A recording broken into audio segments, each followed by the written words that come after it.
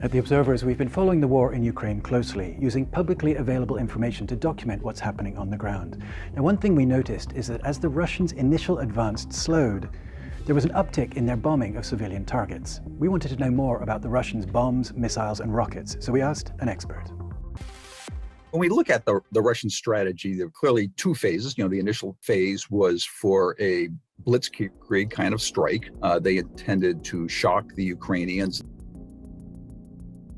That failed. Now they're in a step-by-step offensive along several axes, and they're using that firepower against Ukrainian positions. What kind of weapons the Russians are using? You're seeing a wide variety, the full spectrum of Russian firepower.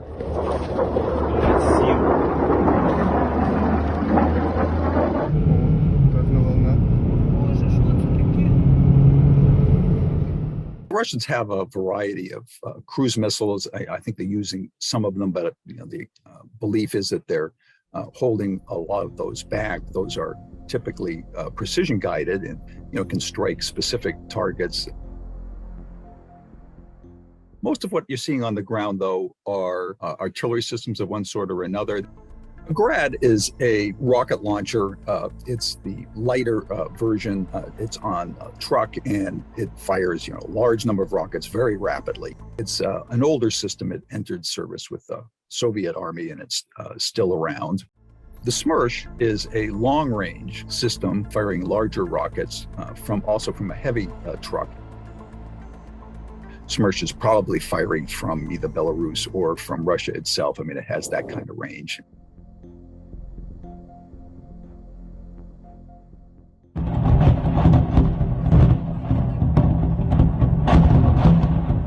A couple of things have received a lot of attention. The first, of course, are cluster munitions.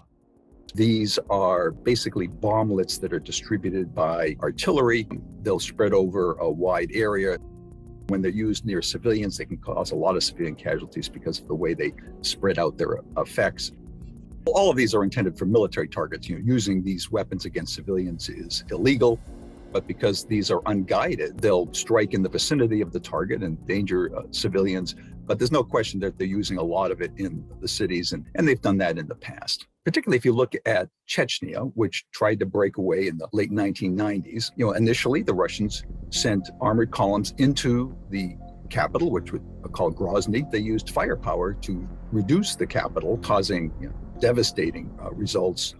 Going forward, I think you're going to see more of what you're seeing now, maybe even, unfortunately, more intensively. The Russians are on a timetable. They know that there's sanctions are going to start to bite. There's dissent at home. The military is being worn down. They have to keep moving forward. The way to do that is to use all of this firepower that they have.